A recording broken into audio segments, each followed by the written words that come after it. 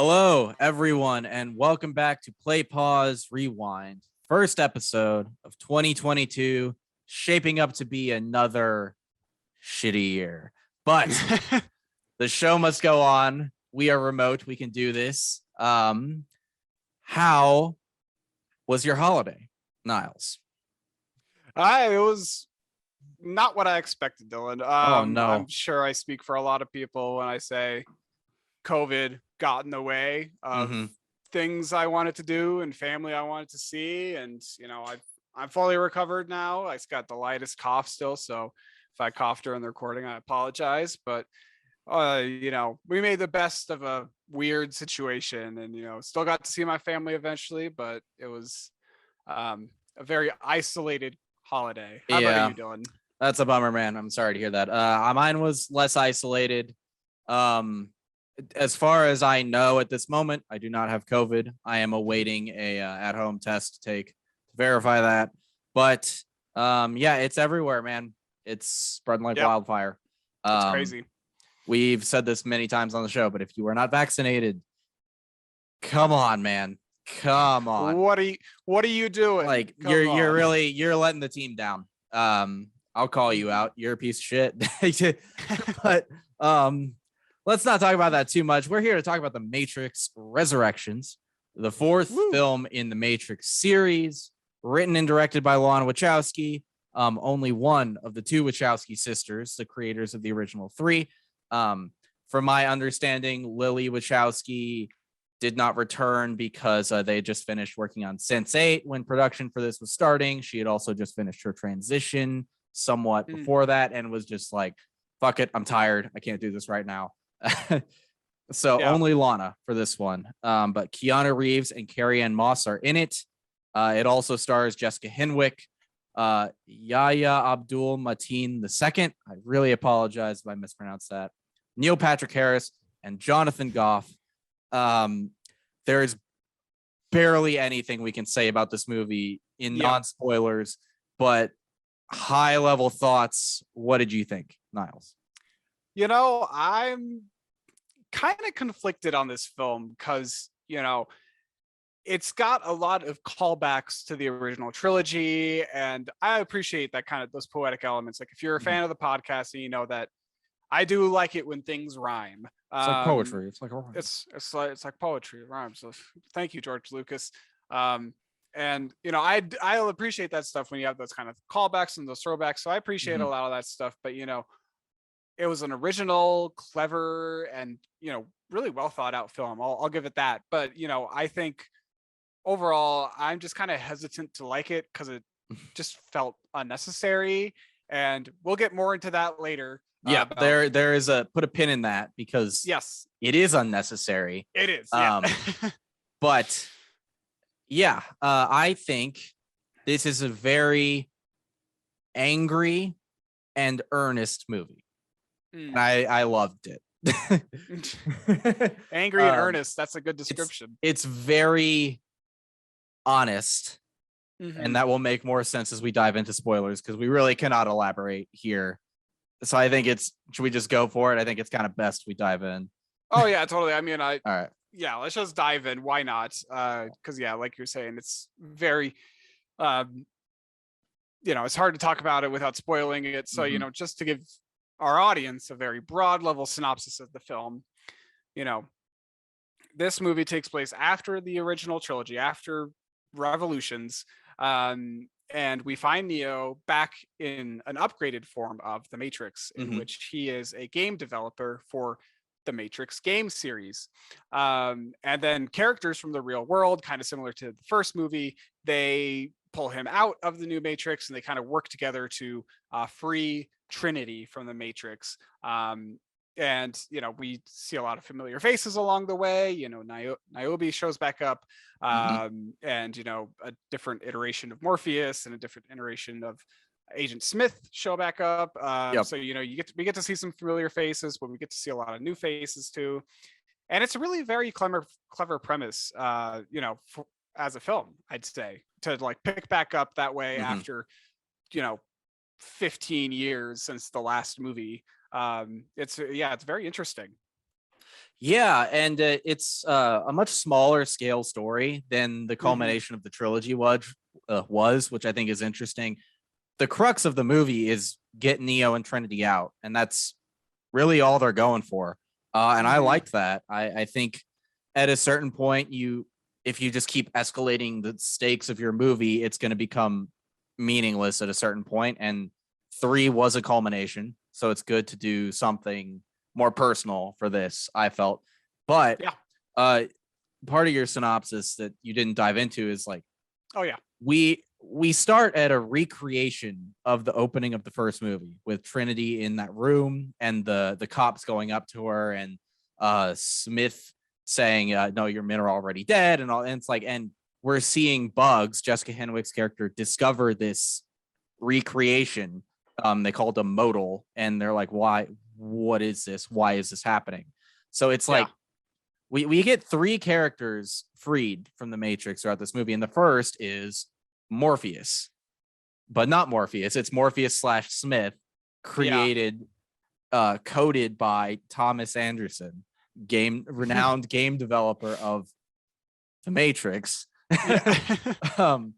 And I think that's going to be a big crux of the conversation. But I do want to talk about one thing before we get into that, because that's the most interesting stuff to me. But I thought going in that this movie would be what I've been calling the Red Pill Reclamation Project, because if you're unaware, watching or listening to this, like the red pill in the Matrix is like the realization that the world you live in is not real, and that there's like a veil being pulled over your eyes, and the red pill opens your eyes to the reality of the world. It wakes you up.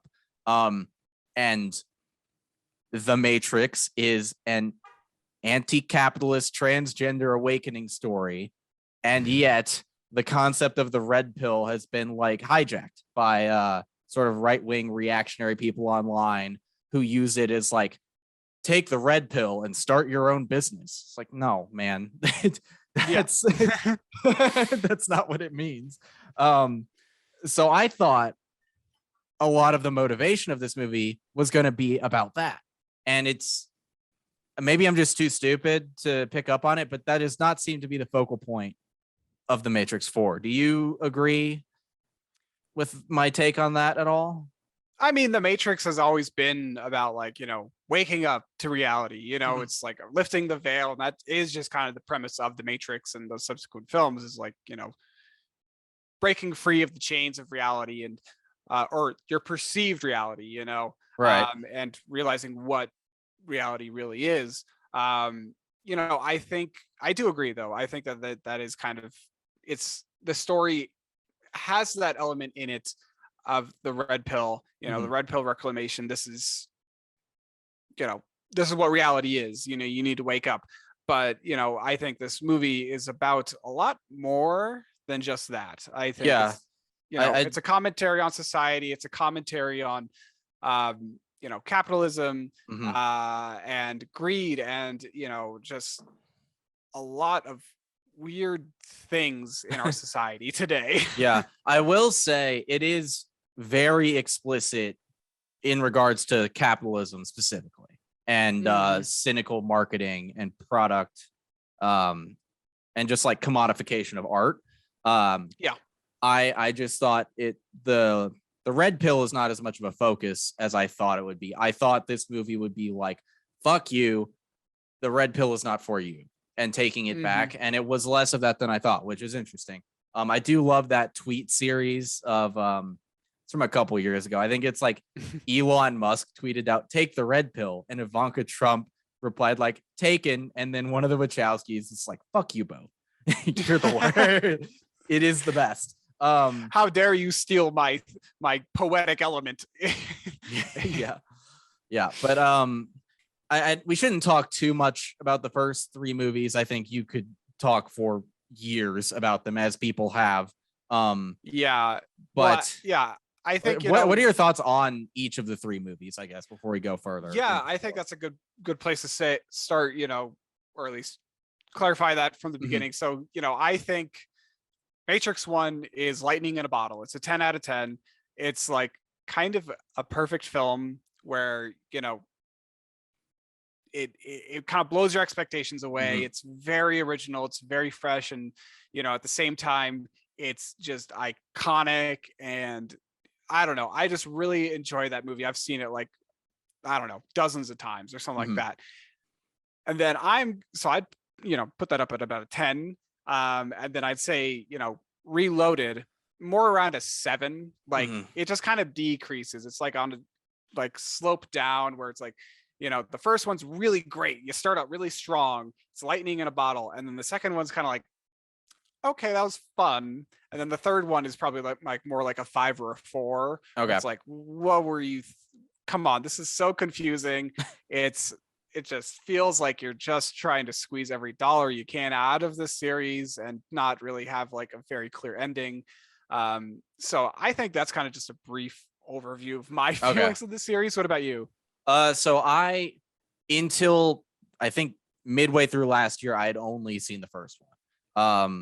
And I, like you, think it's near perfection. It's amazing in every way. And Yeah. The reason I'd never proceeded with the series is I had been told by the internet that 2 and 3 were just not good.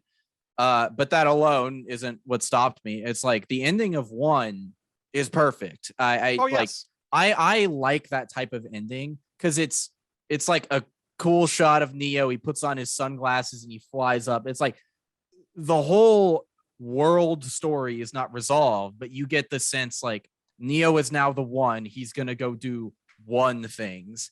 It's like I get the same feeling from that I got at the end of Return of the Jedi. Like I know this character's life will progress. I do not necessarily need to see it. Yeah. With Star Wars, I liked what they did ultimately, but that's a whole other thing. But Reloaded, I actually liked a lot. Not as much as the first one. But I think Reloaded is really interesting and it dives way more into the philosophy side, which I don't know. Having watched it for the first time as a 26-year-old, I think at the time, it's like I like that shit.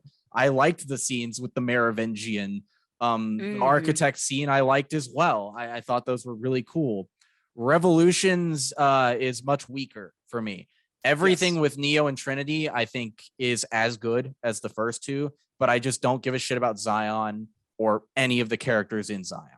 So, and that is, I think, the majority of 3 is like the lead up to that tank battle, and then the tank battle, and I'm just like, I don't care about any of this. I know, yeah, the Zion stuff gets really messy, and even the stuff with like Trinity and Neo when they're going to the Machine City, it gets kind of messy and confusing. Yeah, but, I loved that part. I thought it was really cool. But yeah, absolutely. And I mean, it gave us a really good, well, not really good. It gave us an ending. It gave us a conclusion to the trilogy, and it said, Neo did his thing. He got rid of like Agent Smith, and like he kind of created this peace between these worlds. So I was really satisfied with like just where that story finished. Me too. And when I heard that a 4th Matrix was coming out, I really rolled my eyes. I really did. I was like, come the fuck on. Like this series is done. It's dead. Bury it. Like we're done with this. But having seen this movie, I do enjoy just how meta it got at certain points. Yes. And I think that is kind of the main focus of this film, is being meta, being like getting across this new commentary, like trying to say something that's a little bit new. That's not what they were trying to say back in 1999 or whenever the first one came out. Like they got a different message that's a little similar, but it's entirely its own, I feel like.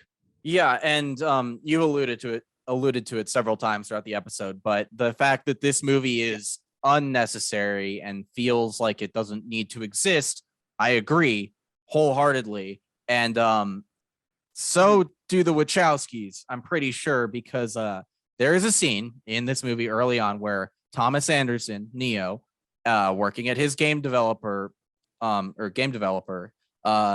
he developed the Matrix trilogy, is called into a meeting with his boss, it's very apparent from the beginning this is Agent Smith, although I don't think he knows he's Agent Smith at that point in time. And Yeah. the Smith tells him Warner Brothers, name dropped in the movie, their beloved parent company, Warner Brothers, wants to make a sequel to the trilogy, and they will do it with or without them. And if they don't cooperate, they will terminate their contract. From what I understand, that happened in real life to the Wachowskis. Oh my God. Yes. So this is why I say this is a very angry movie, because my interpretation of that is the Wachowskis have not had a universal hit since the first Matrix. Like, Yeah. I have enjoyed most of the stuff of theirs that I've seen. I think Cloud Atlas is beautiful. Most people do not like that movie. Speed Racer is not my favorite, but it's really unique, and I respect the vision. Jupiter Ascending is apparently very bad. And the Matrix sequels 2 and 3 are not really beloved in the same way that 1 is. And apparently, because of all that, Warner Brothers basically said, like, you get to make Matrix 4 or you don't get to make anything, and we are making Matrix 4. Keanu Reeves has also said before that he would not do Matrix without the Wachowskis. So this movie, in large part, at least for the first act, is a commentary on that and on the needless march of franchises past their expiration date. And the expiration date of the Matrix was 2004 or 3, whenever the third one came out. But I think, and I want to hear what you think too, it's like this manages to be a commentary on that while also being a satisfying emotional story for a Matrix 4. Do you think it rides that line well enough, or nah? I think it kind of does. Okay. The emotional side of things, I'm just kind of in the boat of, I saw these characters when I was a child. I grew up with these movies, and I appreciate them for what they are, especially the first and second films a lot. So I feel like I already got a sense of who these characters are, and like they had their time in the sun. So the emotional connection there for me isn't fully there, I'd say. But I think I might be like, the minority to a degree there. And I think, overall it did a really good job of getting its message across, of getting this meta commentary out there in the first half of the film. And then even, as the film progressed, I feel like it dropped some little kind of cool nuggets of, mysticism and witticism. So I also have less nostalgia for the Matrix, I guess, because I saw the first one maybe 10 or 11 years ago. So like I was a teenager then, but I didn't grow up with the Matrix so much. Like I watched the first film once and it was awesome, and then I had moved on. So maybe I have a different relationship with the series because of that. Well, and I like, I come from kind of like a family with a little bit of a metaphysical background, like we were like, we didn't go to church. We were a little bit more new agey, and my parents had conversations with me about the afterlife, or if there is one, and like reincarnation and all these other like existential questions when I was a little bit younger. So watching The Matrix and kind of grappling with those kind of philosophical questions was very interesting to me. And this movie, I don't think it necessarily has that same philosophical debate. Like maybe it has a little bit of a similar one, but the comment or the debate, is all about reality, and that's what it's always kind of been throughout these Matrix films. But I think it's a little bit different here. It's that's kind of why I have such nostalgia for it, though, is because of like my upbringing and all that other stuff. But I know that this movie means a lot, or at least the original movie means a lot to a lot of people, right? Especially people in the transgender community, of course, because it is kind of a transgender allegory. But you can interpret it in a lot of different ways, I feel like, as well. Yeah, as we've seen throughout history. Yes. But I was just gonna say, like, there's like that part in the film where they're like they're talking about what the Matrix is. Like, okay, I want to talk about that because I love that scene it's so much. It's so funny, like they're having this montage of like they're having this discussion about what the Matrix is, like for the fourth game. Yeah. And I love the when the like marketing lady is like, we've done keyword association, and things that came to mind were like fresh, original, visionary, unique, and we want you to keep that in mind as you begin work on Matrix 4. It was like so much shade being thrown, and I loved it. It was so funny. And then you have all of the different like perspectives of Matrix fan in that room, but like through a corporate lens. It's like, what would a studio head think a Matrix movie needs to be? It's like bullet. Yeah. Like, it's so, and you just see Neo just like dying inside as all of this is happening, because it's like, he said he would never return to the Matrix, as I'm sure the Wachowskis said as well, and they have to return to the Matrix. But the reason I respect this movie is Lana Wachowski was probably given this choice and was like, you know what? Fuck it. If a Matrix 4 is going to happen, I will be the captain of the ship and I will make it interesting. Like, I'm not going to let because you know exactly what this movie would be if Warner Brothers had made it on their own without the Wachowskis. It would be, and I'm not throwing shade at The Force Awakens. I think The Force Awakens is exactly what it needed to be, but it would have been The Force Awakens for the Matrix. And it probably would not have been very interesting. It would have been a boring reboot, honestly. Yeah. And, it probably would have been worse than The Force Awakens, because like The Force Awakens at least had the balls to say Luke is not in this movie. Yeah, right. They would be like, Neo's right there. Like, yeah, it would have been The Force Awakens made by episode 9 J.J. Abrams instead of episode 7 J.J. Abrams. Well, I think that's funny what you were talking about. The choice that she had presented to her was like, but choice is an illusion, which they say in the film. There is no choice. You're just gonna follow the path that's already kind of laid out for you. Like, you're gonna take the red pill. That was the one bit of like real philosophy that moves into this, because philosophy and action are the two pillars of the old Matrix movies, probably, and both of them are kind of put on the back burner in favor of this like takedown of corporate capitalism culture and fanboy shit. But that is an interesting thing. It's like, if you're in this situation where you're choosing between the red pill and the blue pill, you already know what you're gonna do because you're here. Like, that was kind of neat, I thought. I'm gonna take both pills. What are they gonna do, stop me? And I really like that scene too, like how they were like in the corporate, like that little montage, like they're all trying to figure out like, what does the Matrix really mean? And everyone's throwing out different things. Like, it's about capitalism. And it's like, no, it's about action. It's like, no, that Matrix is about, it's just about just groundbreaking cinema. It's a groundbreaking idea. That's what we need. And it's like, you guys are just repeating the same thing over and over again. Like, I thought that was so funny, but everyone views it in their own kind of personal perspective, which was interesting. And to make it a little bit more meta, I remember growing up and playing multiple Matrix games on like the PC and stuff. And it's like, oh, the Matrix Online, there was an MMO. It continued the story.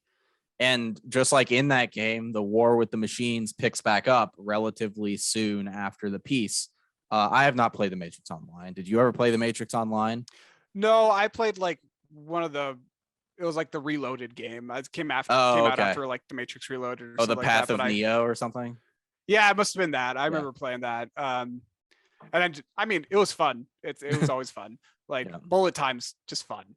Yeah, it's a great gameplay mechanic. Apparently in the Matrix Online, Morpheus gets taken out by just like some guy. He crawls out of vent and just shoots Morpheus. Yeah.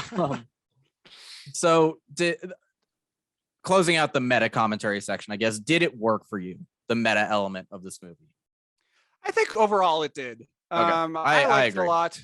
Yeah, I think, it came in waves. And it wasn't like constantly jamming it down your throat of like, this is the message of the story. Like, this is the commentary. It was like, we're going to go really heavy on it on the first half. And then the second half, like you were saying earlier, it's kind of a little bit more of a different story. It's not as more focused on like the upgraded Matrix and all that stuff. It's more just like we need to get Trinity out. So I did appreciate the commentary, and it was very on the nose, but kind of in a way that it was for like Jump Street 2. Okay, yeah. How Jump Street 2 was like, it's a sequel to Jump Street, and they were just so on the nose. Well, and about, Jump like, Street 1 is sequels. like that too, about reboots. I forgot about that. Because 21 Jump Street was an old TV show, right? With Johnny Depp. Yeah, that's right. Yeah. So which is why the crossover with Men in Black for a third Jump Street movie was a good idea.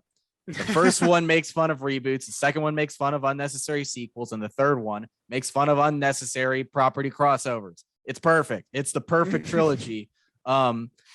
Whatever. But yeah, next time. The first act of this is where I would say almost all of that commentary is. And it feels like Lana's getting it out of her system, and then it's like, okay, I'm gonna tell Matrix 4 now. Like I'm gonna give you nerds what you want with some lore, and you're gonna see Neo doing Neo stuff. He's gonna fight in a dojo. He's gonna fight Morpheus again in the dojo, and then that was fun. Yeah, I liked all those callbacks, to the original film. That was just beautiful. And like even when Neo and Smith were fighting like in the like kind of subway underground, it was like, oh, that's beautiful. That's such a beautiful callback to their fight in the first movie. Yeah, and let's since you mentioned, I want to jump to that because I'll jump to my like biggest negative for the movie. Weirdly enough, for a Matrix movie, it's the action. I think it's the worst part of the movie.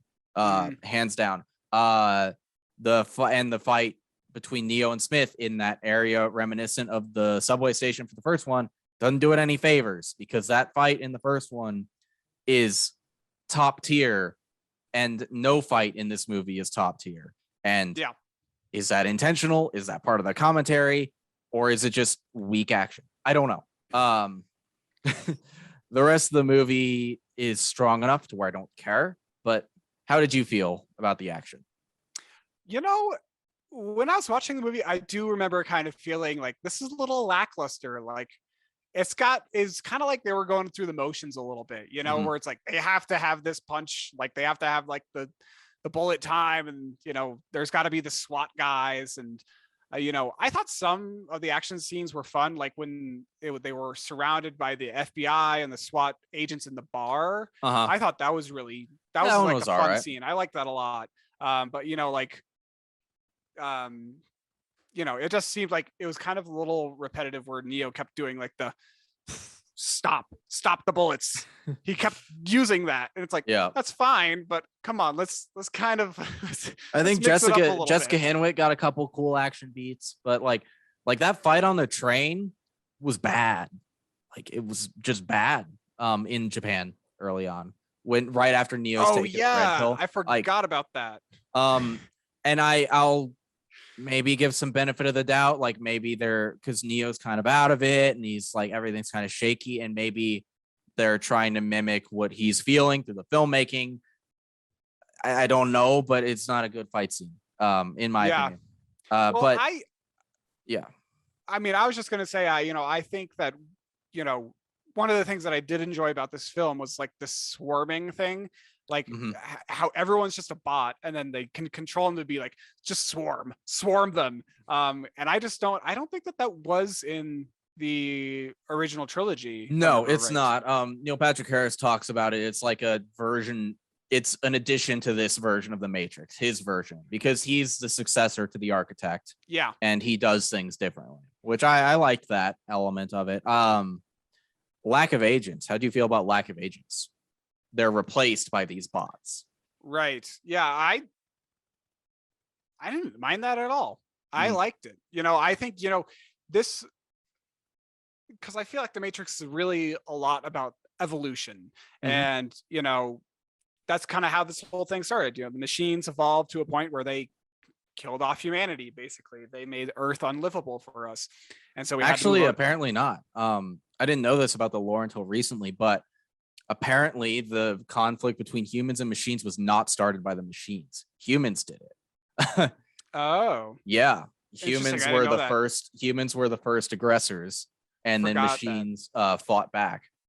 So Interesting. interesting little tidbit. Well, yeah. Well, anyways, I still think that evolution is such like a present theme in the Matrix that it just kind of makes sense that the Matrix itself would get upgraded and the pieces of the Matrix, the program, would get upgraded over time, and they would evolve and become better. And so, why have a bunch of agents that you can spot in the middle of daylight from like, a far distance away when anyone can be an agent? Like, I think that's a really neat thing to throw into the movie. So I didn't mind a lack of agents. Did you?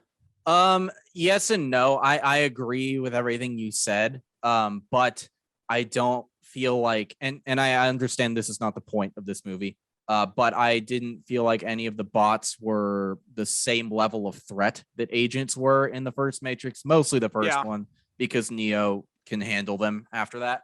But what Reloaded does very smartly is it puts Morpheus in a fight against an agent in a dangerous situation, and he is not the one. But there's no figure that creates as much of a threat to the heroes as the agents did in the original movies. That's fair. And I also don't like that they can just get out through like whatever mirror. I liked the tension present in having to find a phone booth and get out through the phone booth. That was cool. I understand you got to modernize it for modern times, but I don't know. I would have thought of something different for that, I think. Yeah, that's an interesting point because that I guess I didn't think about that because I do like a lot of those upgrades.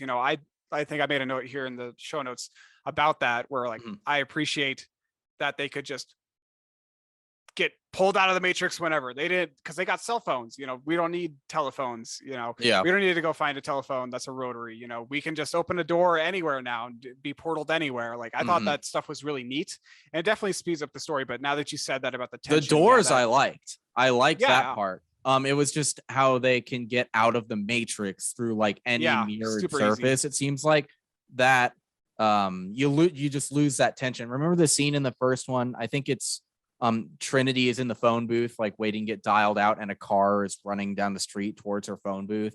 You have that tension of like, will she get out in time? Will she get out in time? And then she does just at the last second. Like that, you don't get that in this because of the way they changed it.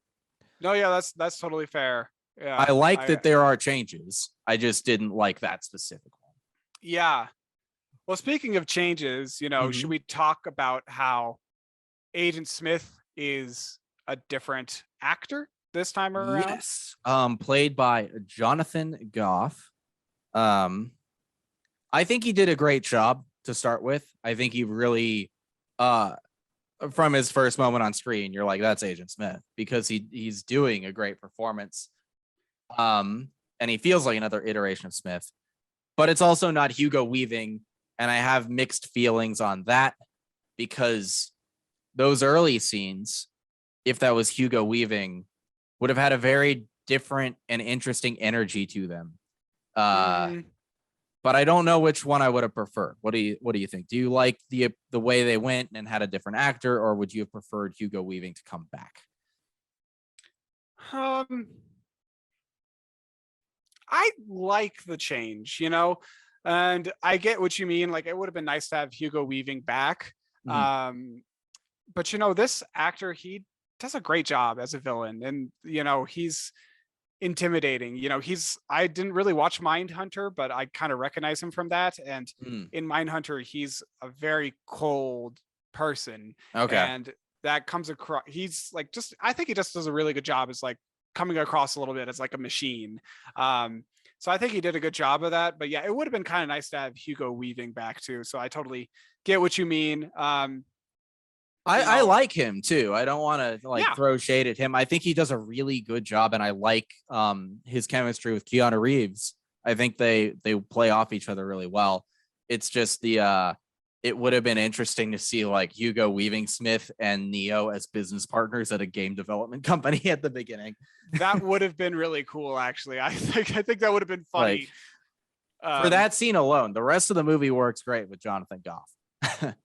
Yeah. Well, yeah, that would have been just so funny if it was just like, oh, Hugo Weaving, here you are. And then he changes to a different person later on in the film, like he becomes Jonathan Goth. That would have been funny.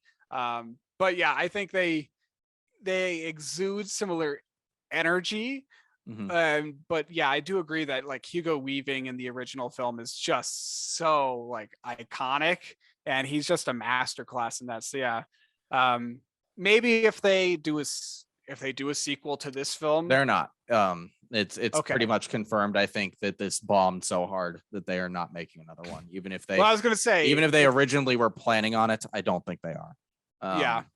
Well, if they ever do, maybe they could bring Hugo Weaving back again. I think he even said the same thing, that he wasn't in this one, but if they wanted him to come back, he would. Yeah. Because I do like him. On the note of recasting, Morpheus. Yeah, Morpheus.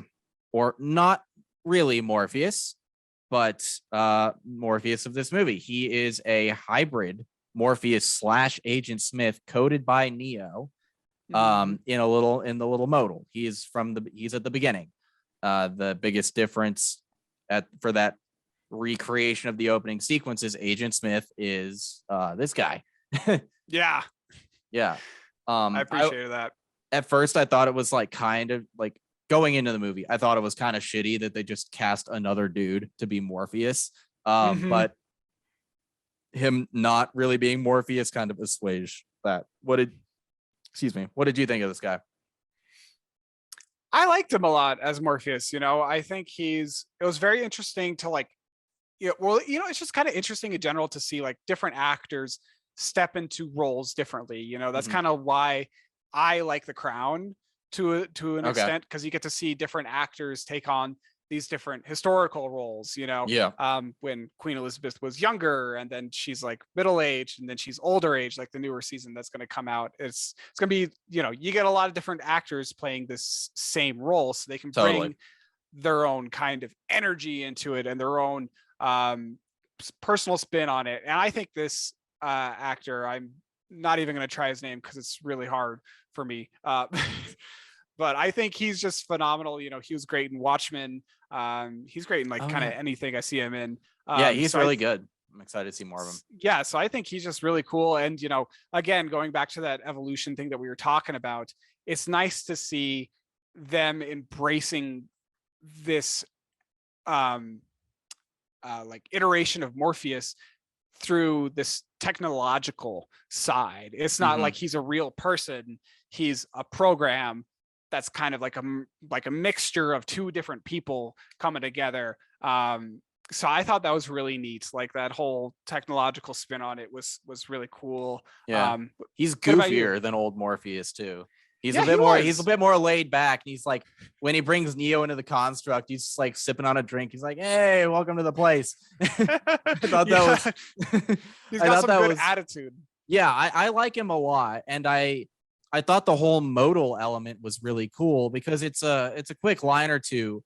But when they're in the bathroom and he's trying to give Neo the red pill for the first time, and Neo's like, no. And he's like, "What do you mean? You planned this?" But it's like Neo in his like conscious mind, he's just running a little experiment, but subconsciously, at least my interpretation, or maybe I think it's explicitly said in the film, it's like Neo knew on some level he was in the Matrix and knew he needed Morpheus to get him out. So he created Morpheus and created Morpheus's programming to be searching for Neo.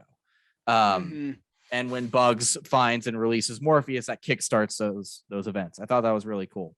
I like that too. And I think,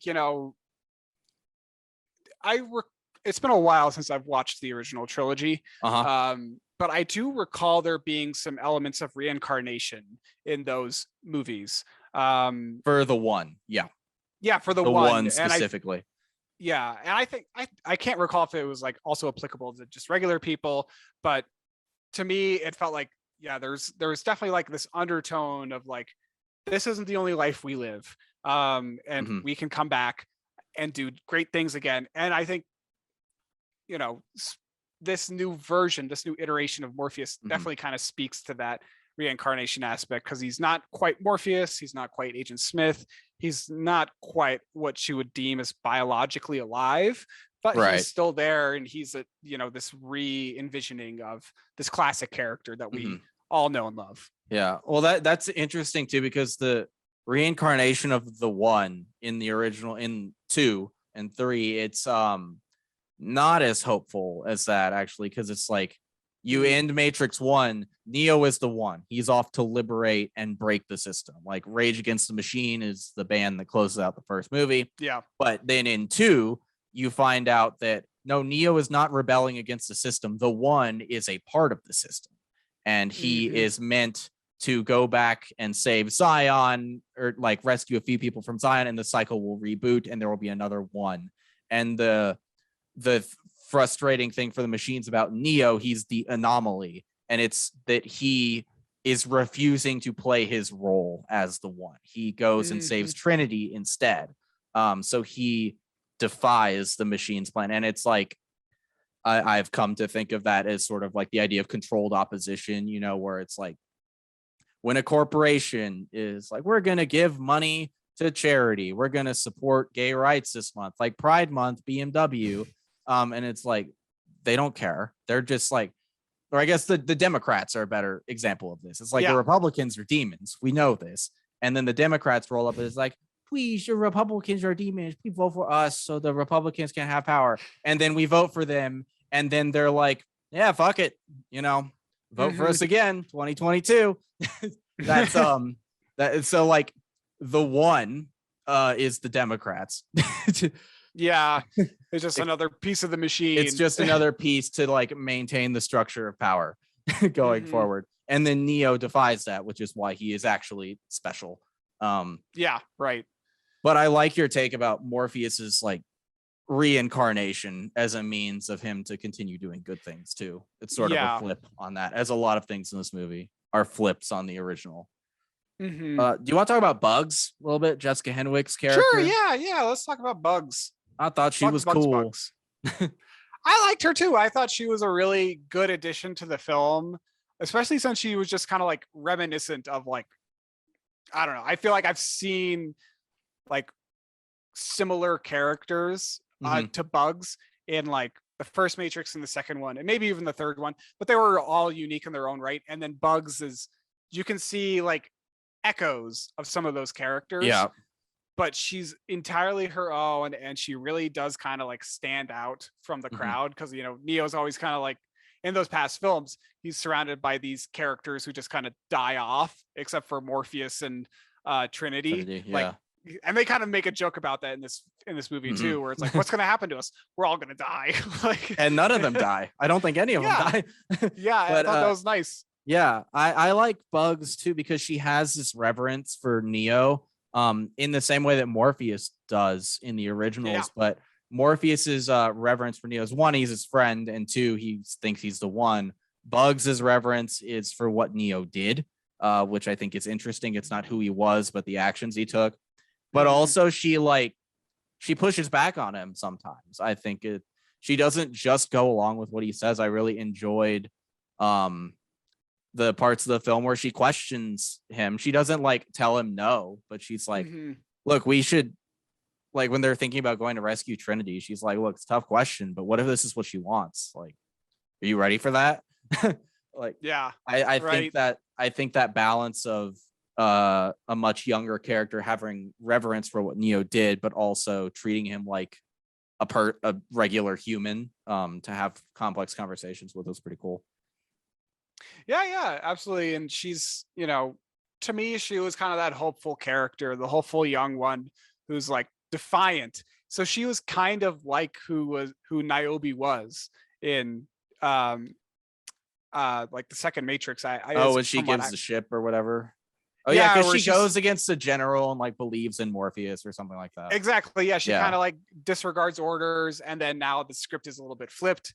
Now Niobe's the general, and so and Bugs is rebelling against her, defying orders, and I thought that was neat. She's kind of this hopeful character of like, things will get better, but we have to get through this part first, save Neo, save Trinity, all that stuff. So yeah, I like Bugs. I think she was great. She was just a good character. Yeah. Yeah, I thought that when she calls out Niobe, I thought that was really interesting Yeah. dynamic, because she's like, you care more about like growing plants and freeing minds. And it kind of it's not a big theme of the movie, but Niobe's role as leader is sort of like, I can see the conflict that someone like her would have, because she wants to protect what they have, but in doing so she's neglecting what the mission of freed minds in the original trilogy was. And I like that Bugs is like, no, this is what we do. We have to like get people out. Yeah. Well, yeah, and the more we talk about this, the more parallels I see with like the original and like those other films too. And I really just appreciate that. Like, you know, when Niobe's like, let's go on a walk, and she kind of shows him around and all that stuff. That happened in the second film, if I remember right. Oh yeah, with the old dude when it's all quiet. Yeah. And he and it's like, points out the silence. Yeah. And it's like, wow, I didn't even notice that for a second. Wow, that's really cool. But yeah, I think Bugs was really good. Niobe's a fun character to add in there too. You know, she has a good cameo, and it really helps, you know, with the world building too, which I thought was really interesting. And I think it being Niobe, because the temptation from probably a Warner Brothers would be Morpheus is there, and he's the leader, and having it be Niobe is a way better choice, because Morpheus would welcome back Neo with open arms and not challenge him, because Neo is the one and his best buddy, and Niobe doesn't believe in the one and wasn't really that close with Neo, so you get more conflict and pushback from her. So that was a really well thought out decision, I think. I think so too. Yeah, it's unique to give her that role too, because she even talks about it in the film, because in the original trilogy she's all about just defending her people, being aggressive, taking the initiative, being proactive in the fight against the machines. And this one, she's total 180. Now she's all about growth, plants, like protecting the people rather than like, you know, advocating for violence. Like I appreciated that character change for her. So that was neat. So what about the world building? I really liked how the world had progressed. What were some of your positives or negatives about the world building itself?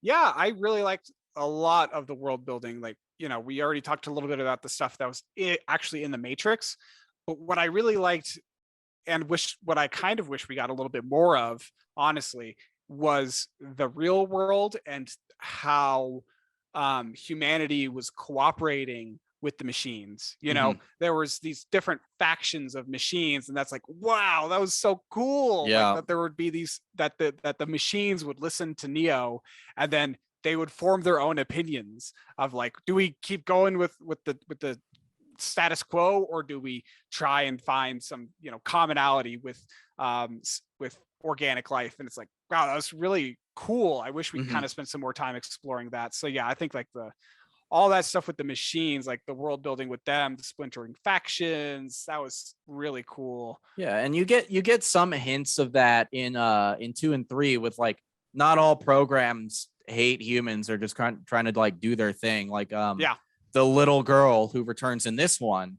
and her parents, like they were just like doing their thing. They didn't really mind humans. So I think it's a more interesting take than like the machine hive mind that is in so many stories like this. So, well, yeah, and like I was thinking about this during the movie too. I was like, wow, this plot premise in the real world of like the machines cooperating with man, that would have made for like a much more interesting third film or something like that, you know, than what we got to a degree. But you know, I know that they kind of like, the story was already written and they had it planned out, and you know, I was just kind of thinking like, wow, this is the really cool part of the Matrix, like those machines teaming up with humans, and the programs being able to enter the real world and interact with things. That was that was cool. And I thought at first it was going to be like he had to stay in that little tube where it was first forming, but now he can just walk around like free roaming. Yeah, I was like, sweet, yes, that is awesome. and the ability to grow fruit like they figure out how to do it again, and they even say like we couldn't have done it without these sentients, which are what the machines who team up with humans like to be called. Like that's really interesting because it's true in like the real world history. It's like real progress does not happen in wartime. Like society does not grow and prosper when you're fighting each other. Like the Renaissance had a fucking banging art scene because people weren't burning each other's towns down all the time. Like, yeah, it wasn't just us versus them. It's us and them. It's everyone together. It's coming right. together. Yeah, I thought that was neat too. And yeah. How did you feel about the fate of original recipe Morpheus?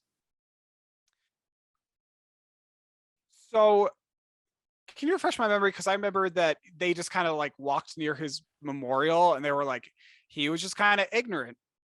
Well, it's so they don't I he's dead. But Yeah, they don't he's dead. say specifically how he died, but it wasn't so much ignorance. I think it was just like he believed so strongly in the one, and he had been vindicated by his belief in that so many times throughout the trilogy that, or by the like at the end of the first one, he's vindicated. At the end of the second one, it's kind of not. And then at the end of the third, he feels vindicated again, and everybody rallies behind that cause. And I think because of his belief and his connection with Neo, like the way Niobe talks about it, it's like he refused to believe that there could be any more conflict with the machines because of what you did, because the prophecy was the one would do whatever.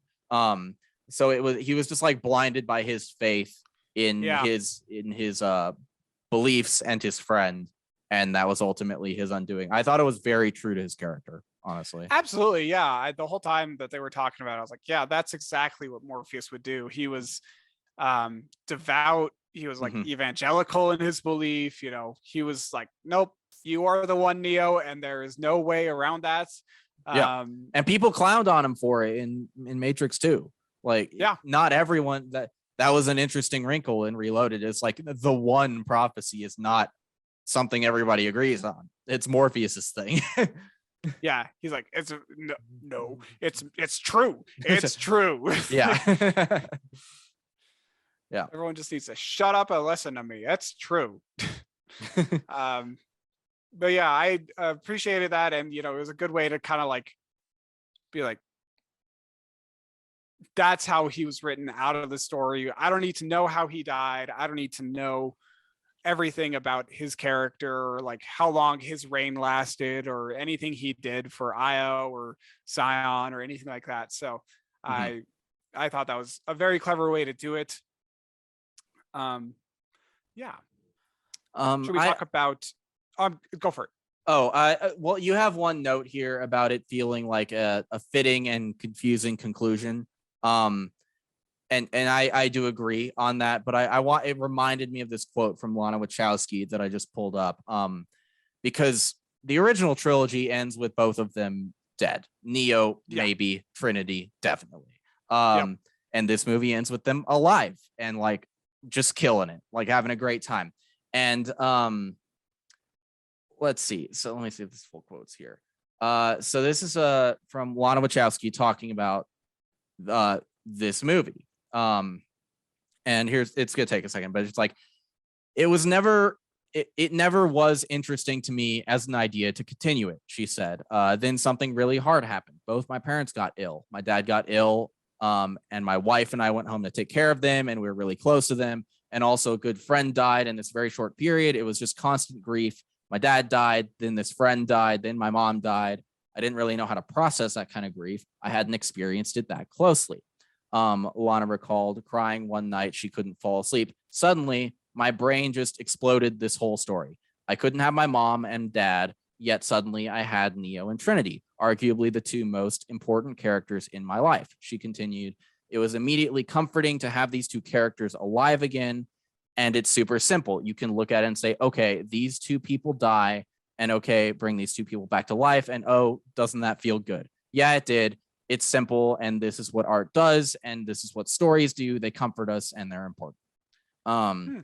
So I read that a few weeks ago, and just thought the differing tone in this movie regarding Neo and Trinity really harkens back to that experience for her. So it was kind of not maybe as full, like making the movie was a very cynical reason, but she really did pour a lot of love into it as well, into the Neo and Trinity relationship. And I think that comes through. Yeah, thank you for reading that, because that definitely puts it in a little bit of a context, because I hadn't really read too much on the reasons why she made this film, or like, you know, her motivation behind the script or anything like that. So I think thank you for sharing that. Yeah, that definitely helps me process why she wanted to make this film, and why it was made, and you know, beyond the meta commentary, because you know, at the end of the day, this movie is unnecessary. We got the conclusion that we needed with the third movie. We don't, I mean, at that point, it was just kind of like, it's done. We don't need it anymore. Yeah, definitively. But I'm okay with this, you know, and it, you know, if that's what you want to do, and get this, celebrate this love between these two people, and you know, frame it, or you know, it's like your own conduit for your own love for your family and your own love for the world, then why not do it? Like, that's like, you know, people definitely connected with Neo and Trinity. Like, they're great characters, and they're great. Like, they feel like superheroes in a way, because they kind of are, and that's great. And I definitely connected with Neo when I was growing up. I loved him. I thought he was a great character. So, you know, that's, I appreciate that context around her reasoning. Thank you. Yeah. So let's see. What should we talk about? Should we talk about I'd like to talk about Neil Patrick Harris as the analyst. The analyst. Real quickly. Yeah. We don't need to spend too much time on him, because you know, he just kind of filled the villain role. I'd say in the film, him and Smith, they kind of shared that spotlight a little bit as the villains. And I think he did a good job overall, Neil, but I just didn't really like him in this role. Okay. I didn't, just to me, like, characters like the Architect or the Oracle from those previous films were just so well cast. Like, I don't know, those actors could never be anything else to me than the Architect or the Oracle if I ever saw them again in another film. Neil Patrick Harris, on the other hand, I can't see anything other than like Barney. Okay. You know, yeah, that's fair. or you know, like other. I mean, we did watch him play Barney for like the better part of a decade, so that has an effect. Exactly. Yeah. But I liked him. I liked how he was different than the Architect. Because, and I like how he calls out how the Architect, like, he's like, he didn't care about your kind, he hated you. But like, the reason Neil Patrick Harris, analyst, is successful with his Matrix is like, he's interested in people. He wants to learn what makes them tick. So he gives them what they want to keep them sedated. I thought that was really interesting. Also, a not so subtle thing, I love his glasses being blue, because basically the therapy he is providing Neo is just a different form of Neo taking the blue pill, which is also his prescription medication from Neil Patrick Harris, which I thought was really fun. And it really makes, like, even in the trailer, it made me think, it's like, oh, Neo is so like powerful as the one that, like, he needs to be fed a constant diet of blue pill supplements to keep him under. Also, just the element, real quick, the element that the machines have the idea to integrate a game series called The Matrix, about the Matrix, starring the One, into the Matrix is so genius, because, like, just think about, you're in that world, and I mean, you're in our world. Like, say we are in a simulation.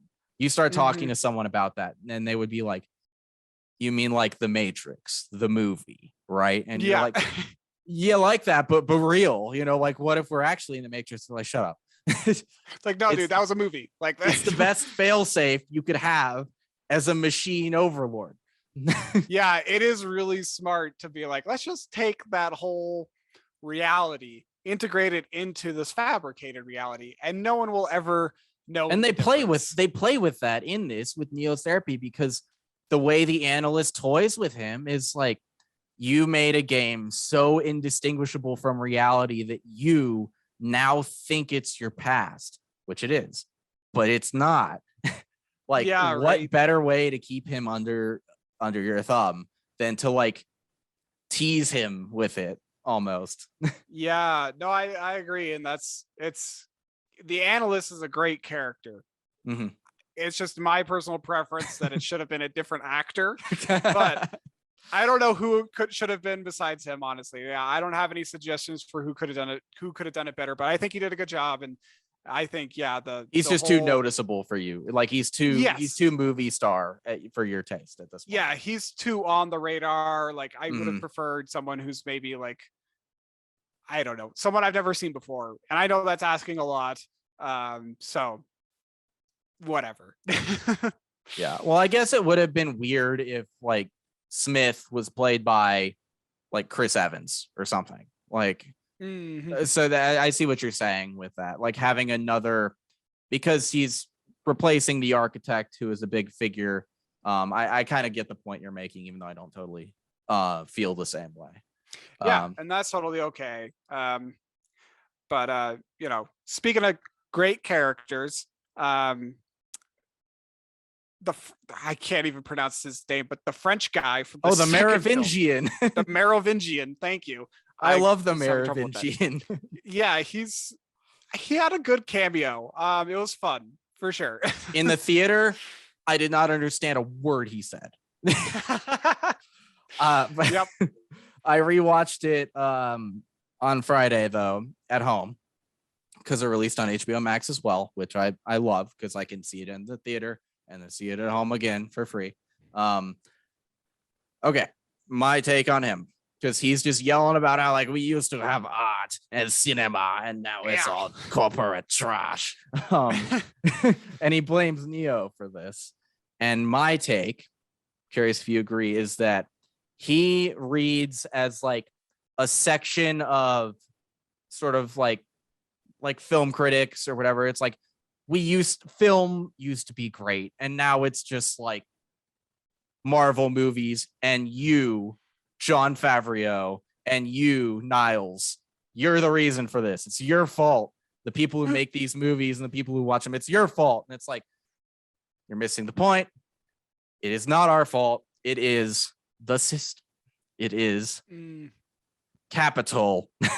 It is the fact that one company owns like 40% of the film industry. That is why, like, and I can talk about it briefly when we talk about like other stuff, but saw Nightmare Alley, which is a 20th Century Studios film, which is now owned by Disney, which they released just after Spider-Man, and it is bombing. And it's like, when one company owns all the stuff, they prioritize their big ticket items at the expense of everything else. And that is what and the Merovingian is talking about, his like Matrix paradise of like classy clubs or whatever, but that is his little cameo felt like a lampooning of that type of film fan to me. It's like the one who gets mad at people for liking popcorn films. Yeah, it's interesting. I totally see where you're coming from with that, and I think I see that a lot in this character, in this version of him who's like poor and like clearly down on his luck. Like he can't, he's like in rags and he's got a long beard. Like, but yeah, I think that the whole like we used to have art, now everyone's on their phones going. Like, it was so funny. Like I think it mainly was a little bit of comic relief, but I do see a little bit of commentary there on like, yeah, those like even someone like Ridley Scott, you know, recently with the whole thing about the yeah, he actually talked about millennials not seeing Last Duel because they were on their like phones. Yeah, The Last Duel. Yeah, thank you. I was struggling with the name. Yeah, like, you know, he's blaming people for not seeing his movie because they're on their phones all day. And it's like, well, no, just people just, I don't think a lot of people wanted to see that movie. Like, it's okay, dude. Like, you put out another movie this year that's doing really well. I think that's okay that not both of your movies did Last Gucci do really well? I can't remember. But I feel like it's done well. I mean, House of Gucci is definitely a more like fun film than Last Duel. Both of them are great. Last Duel is fantastic. You should watch it. It's amazing. But so what you're saying is Ridley Scott is the Merovingian. Maybe a little bit, maybe. But you know, there's always going to be people who are like, who see the next wave of art and they don't understand it necessarily, or they see the next culture shift and they just don't get it. Like they just don't accept it. There's always going to be people like that. And I think that's kind of what the Merovingian was like embodying, you know, where it's like, I used to have it. Like Grandpa Simpson from The Simpsons, where he's like, I used to be with it, and now I'm not, and now I'm not with it, and now I don't know what it is. It is really confusing to me, but it's gonna happen to you. Yeah, and it's like, no way, man, I'm gonna rock until I die, and then the style changes, culture changes, new music comes into style, and you know, that's just kind of just the way that culture and society goes. It's just constant revolution, constant change. Well, in the Merovingian, in a slightly less fun note, like he was a high status individual in the previous version of the Matrix, and now he's an exile who's like a homeless person. So it's like I don't think, just based on what he says, I don't think she was specifically going for this angle, but like maybe making fun of the people who think like increasing like woke culture is bad because all of a sudden not all of their characters are like the white people that look like them, and that feels like oppression to like people who've never experienced oppression. I don't think that was as much what she was going for, but you could read that element of like someone who was on top and now their efforts to diversify and they feel like they're no longer on top. And I don't think that was as much it though. We might even like, I mean, I can't exactly remember what the Merovingians said to Neo in the second film, like when they had their conversation. Something causality, something. Yeah, something along those lines. Like a thought to me, like maybe I'll rewatch that movie so I can get a better sense of like how his character changed from like, I don't know, maybe. Well, he's like he's like sitting back, sipping on his martinis, talking about how free will is an illusion because everything is like action reaction, which is a big like philosophical debate in Reloaded. It's like it does free will exist, and then that comes into play with like Neo being part of the system, blah blah blah. Like it's all part of it. A great movie. I like it. I like all that stuff. Yeah, it's great. I like how Smith called him Merv. Oh, he did? Oh, that's right. He's like, what the Merv is trying to say is that you're in our way. Oh, that was good. I also love Smith just being back to like Agent of Chaos at this point. He hasn't worked for the machines since the first movie, and he's just like, I just want to do my shit. And sometimes Neo is in my way, sometimes the analyst is in my way. I will do my own thing. And like Neo and Trinity die if Smith doesn't roll up and just shoot the analyst in the face. Yeah, that's right. They would have been crushed if it wasn't for him. Yeah, they were done. Like it was over. Yeah, right. Yeah, that's interesting. Forgot about that part. Yeah. He just turns up. Let's see. Oh, you want to talk about those splice shots? Got a note about those.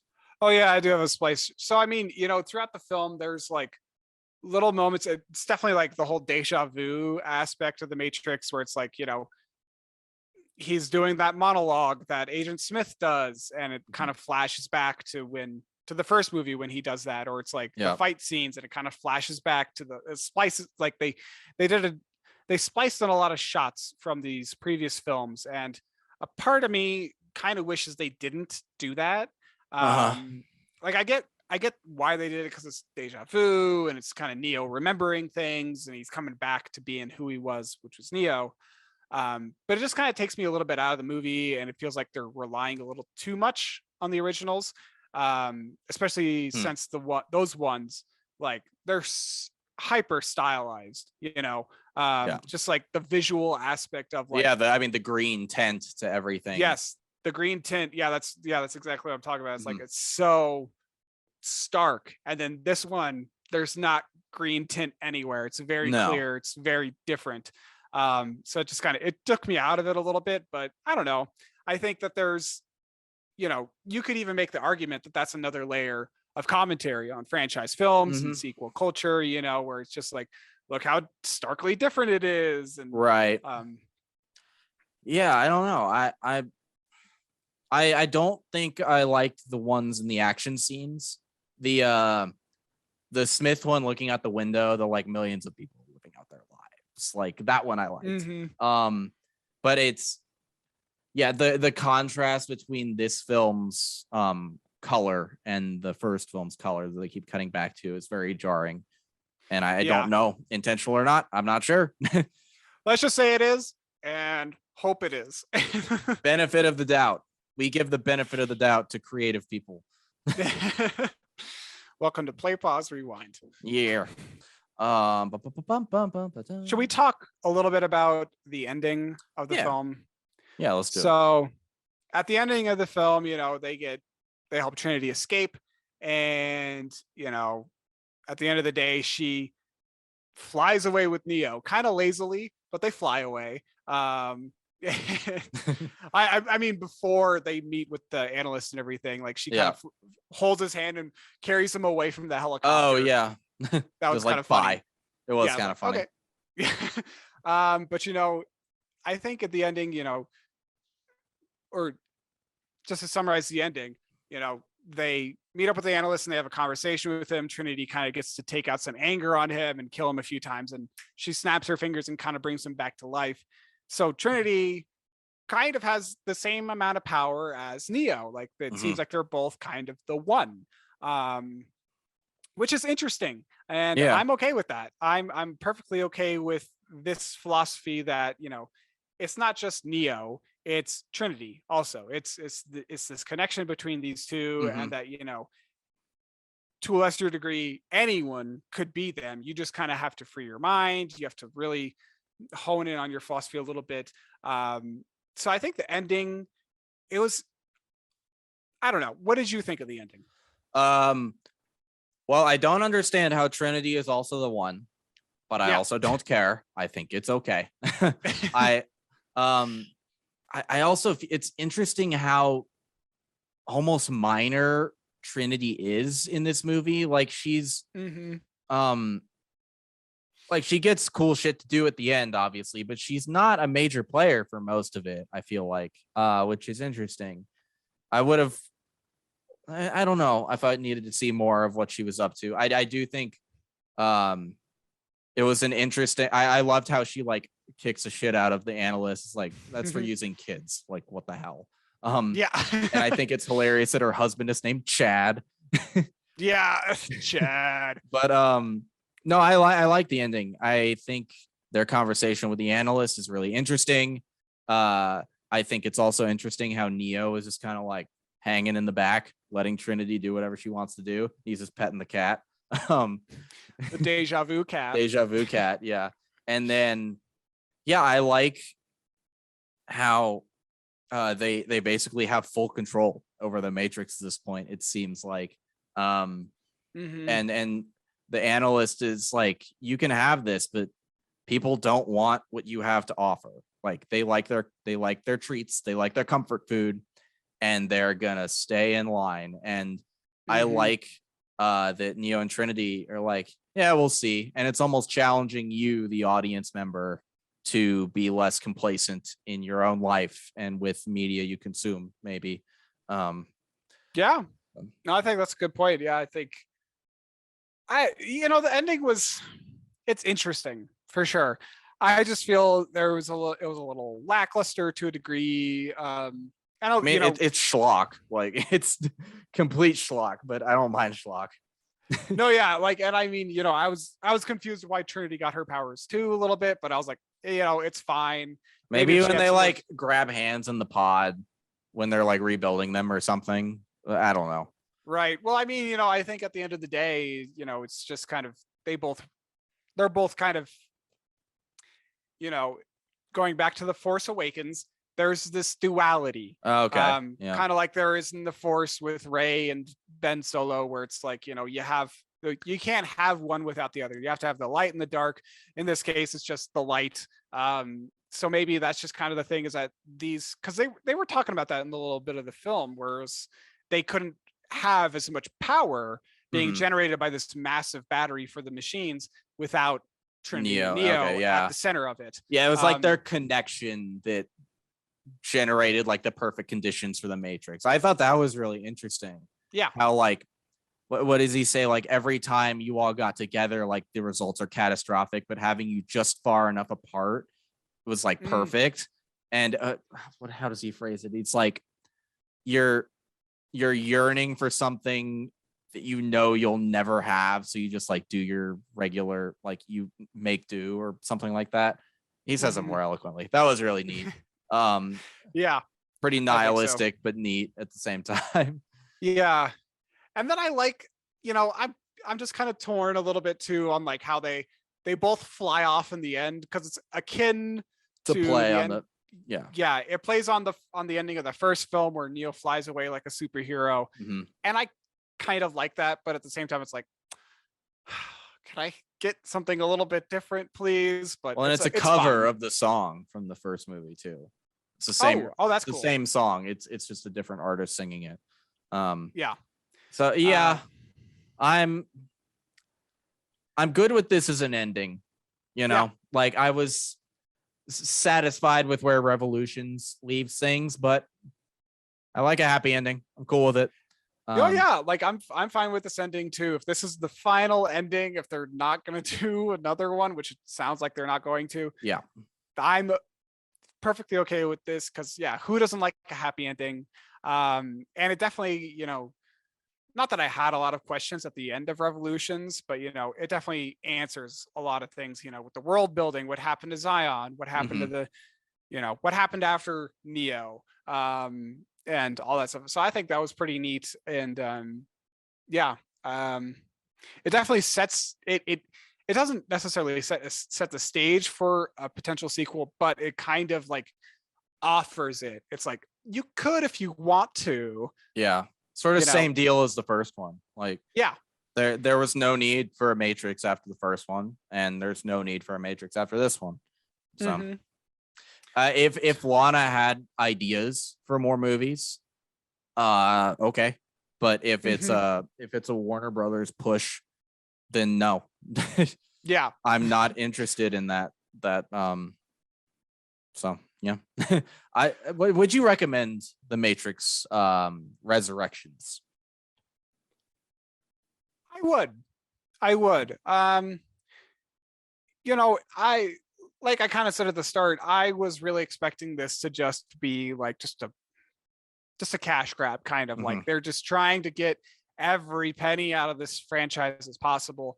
But it's not necessarily like that. It's a very self-aware film, and it's just kind of neat to just continue to build upon this world that has been dormant for so long. So yeah, I would say, go ahead and see it if you haven't. Would you recommend this film? Absolutely. I understand how it might be frustrating to some people, but I would also say that frustration is the point. And if it frustrates you, maybe stretch your muscles a little bit. Think about why it frustrates you, and like analyze that, because I think it takes some pot shots at other types of films we love. Like, we both love the Marvel movies a lot. Yep. They are very clearly being lampooned in this, I think. And that's okay. And there's plenty to make fun of in the motivation for that series prevalence. But yes, go watch this. Maybe watch it at home, because Omicron is kind of popping off. So watch it soon, because I think it's going to be taken off streaming. Like, is it at a certain point? I think if I remember right, it was like just January 21st. So you only have a few. That's sad. Yeah, a very small window, I think. But okay, I'm sure it'll come back. Of course, it always comes back. Will. So it will come back to HBO. It'll be cool. And I'm, if you're a fan of Keanu Reeves, why haven't you watched this film? Like, go watch it. Like, Keanu Reeves Yeah. is having a renaissance, man. Get out there and support our Reeves. With that, let's talk about some other stuff. Niles, what else have you been watching or reading or doing? Yeah, so I took a big dive, and I started The Sopranos. Oh my God.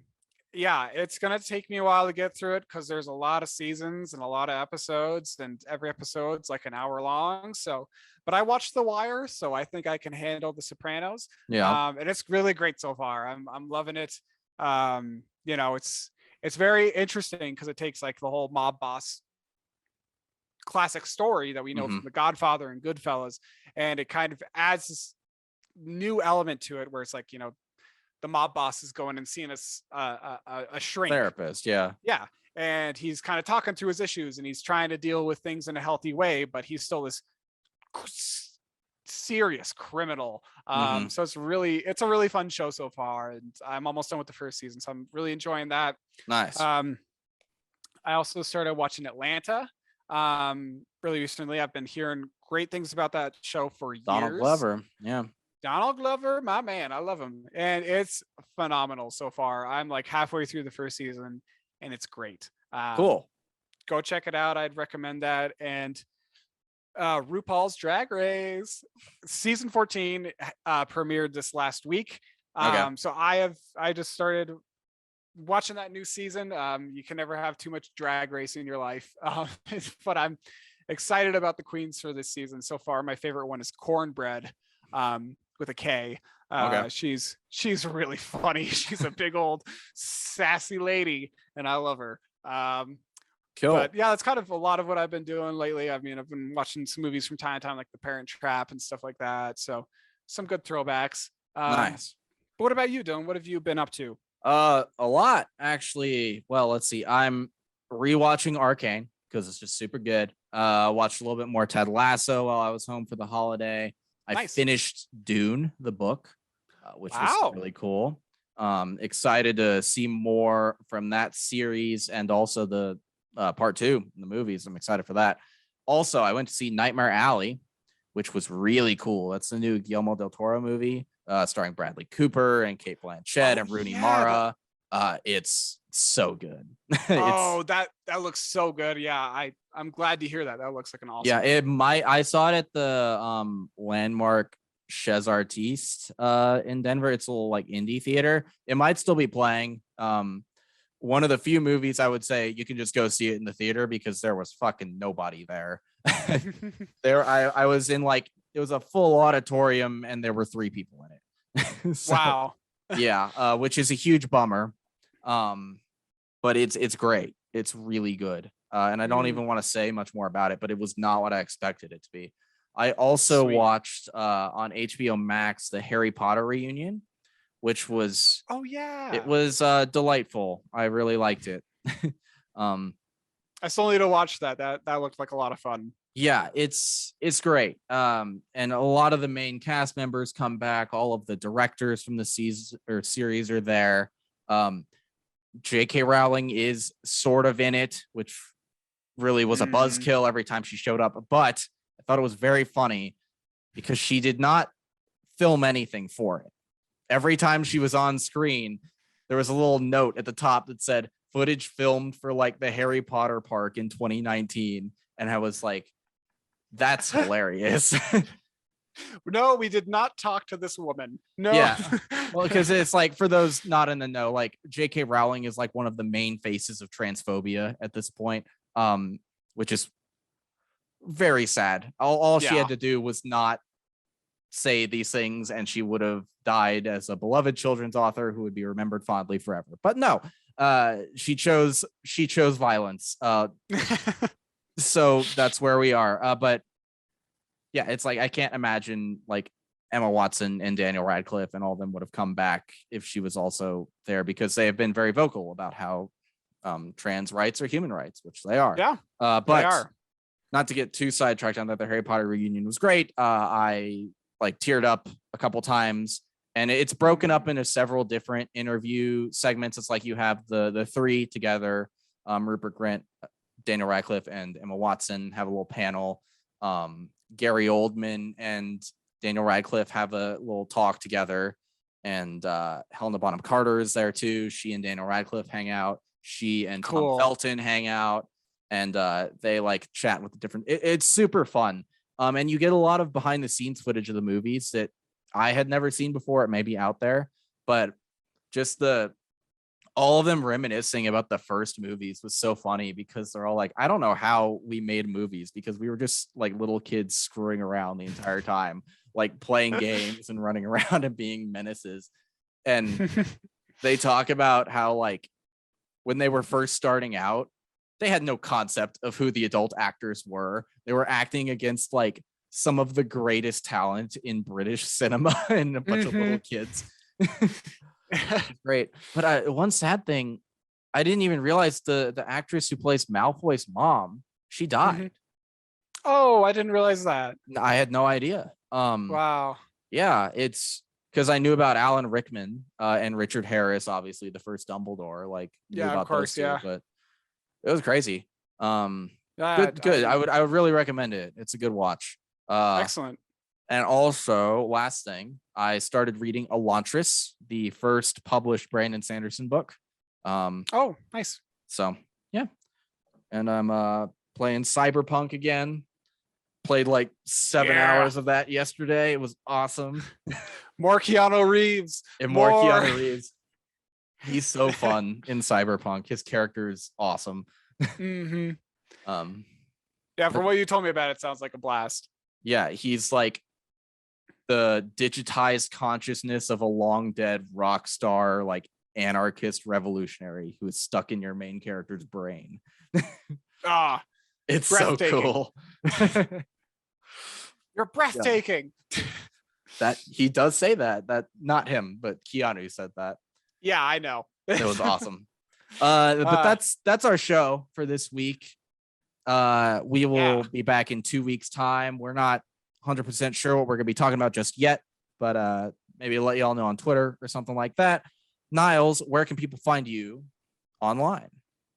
People can give me a follow on Instagram at Niles Got No Styles if they would like. Dylan, what about you? On Twitter at D-Day Movies, on Instagram at DylanD1026, on YouTube at D-Day Movies, and my Twitch is back. I started streaming again at D-Day_movies. All of our stuff is linked in the description below. So yeah, and yeah, thank you for safe. listening. Yeah, thank you so much. Comment, like, subscribe, share with people. That helps us. Leave a review, and if you have any suggestions for episodes that you want to hear us talk about, any series, movies, you name it, let us know. You know, we're always happy to talk about new things that aren't always Marvel. Yeah, for sure. We're doing our best. It is omnipresent. But it is, yeah. But yeah, we'll see you guys next time. Stay safe, please get vaccinated, and have a great 2 weeks. Bye. See ya. Bye.